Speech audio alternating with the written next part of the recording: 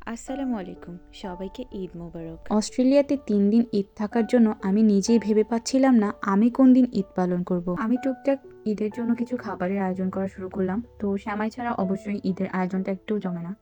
আমি অতিরিক্ত মিষ্টি খাওয়ার জন্য বারবার চিনি দিয়ে যাচ্ছিলাম সেমাইয়ের মধ্যে, আর একটু লবণ না হলে আমার ভালো লাগে না। এখন আমি কিছু নারকেল কোরানো দিয়ে দেবো, যেটা আমি গ্রোসারি শপ থেকে নিয়েছিলাম। আমার সেমাইয়ের মধ্যে কোরানো নারকেল খেতে ভালোই লাগে, তাই আমি এটা ভালো মতো মিক্সড করছিলাম, কারণ এটা ফ্রোজেন ছিল। আর এই তো আমার স্ন্যাক্সের আইটেম। আমি এত পরিমাণে স্ন্যাক্স খাই যে আমি সবগুলো ড্রয়ার আমার স্ন্যাক্স দিয়ে ভর্তি করে রেখেছি। আমি এখন লম্বা সেমাইটাকে গরম দুধের মধ্যে দিয়ে দেবো।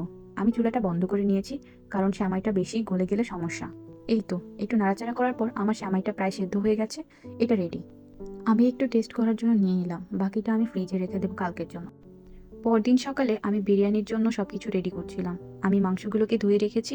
আমি এটা দিয়ে চিকেন বিরিয়ানি রান্না করব। আমার কাছে যেহেতু টক দই ছিল না, তাই আমি দুধের মধ্যে লেবু দিয়ে আমি টক দই বানিয়ে নিয়েছি। তেল দিয়ে এরপর আমি এর মধ্যে কিছু পেঁয়াজ ডিপ ফ্রাই করে নেব। এই রেসিপিটা সম্পূর্ণ আমি নিজে থেকেই করছি, কারণ আমার ইউটিউব দেখে কখনোই সহজে রেসিপি হয় না। দেখতে দেখতে হয়তোবা আমি খুব বেশি পুড়িয়ে ফেলি। এই তো আমি ডিপ ফ্রাই করার পরে পেঁয়াজগুলোকে এর মধ্যে আমি বিরিয়ানির মশলাটা দিয়ে দেব। আমি কিছু পেঁয়াজ উঠিয়েও রেখেছি। এই তো আমি একটু আলুর মধ্যে লবণ আর একটু হলুদ দিয়ে মেখে নেব, কারণ আমি বিরিয়ানির মধ্যে আলু ছাড়া খেতে পারি না। আমি এটাকে ভালো মতো ভেজে নেব। ভাজার পরে এদিকে আমি এই মশলাটার মধ্যে লবণ দিয়ে দিব।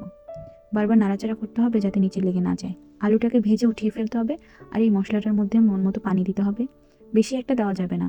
আমি এরপর মশলাটাকে কষিয়ে আমি সুন্দর মতো সবগুলো মাংসকে দিয়ে দেবো, আর একটু নাড়াচাড়া করে এটাকে ঢেকে দেবো। মাংসে আমি কোনো ধরনের পানি ইউজ করিনি, কিন্তু আমি এর মধ্যে টক দই আর টমেটোর পেস্ট দিয়ে দিয়েছি। এরপর আমি মাংসটা ভালো মতো হলে, একটু সেদ্ধ হলে আমি এর মধ্যে চাল দিয়ে পরিমাণ মতো পানি দিয়ে দিব। যতটুকু চাল দিয়েছি তার দ্বিগুণ পরিমাণ পানি এর মধ্যে দিতে হবে। এরপর আমি একটু গরম হলে পানিটা আমি এর মধ্যে আলুটা দিয়ে দিব। এই তো আমার বিরিয়ানিটা প্রায় রেডি। এটা নিচে এখন একটু পানি আছে, তাই আমি একটু উল্টে দিব। যেহেতু আমার কাছে কাঁচা মরিচ নেই, সেই জন্য আমি ফ্রোজেন মরিচটাকে মাঝখানে দিয়ে দেব। এরপর আমি একটু টেস্টের জন্য ঘি ছড়িয়ে দেব। ঘিটা দিলে অনেক সুন্দর একটা স্মেল আসে বিরিয়ানি থেকে। এরপর আমি আমার উঠিয়ে রাখা বেরেস্তাগুলো আমি বিরিয়ানির মধ্যে ছিটিয়ে দেব। একটু সুন্দর দেখানোর জন্য আমি ধনিয়া কুচি করে তারপর এটার উপর দিয়ে ছিটিয়ে দিচ্ছি। দেখতে সুন্দর হলে সব কিছু খেতেই ভালো লাগে। আর এই তো আমার বিরিয়ানিটা একদম রেডি।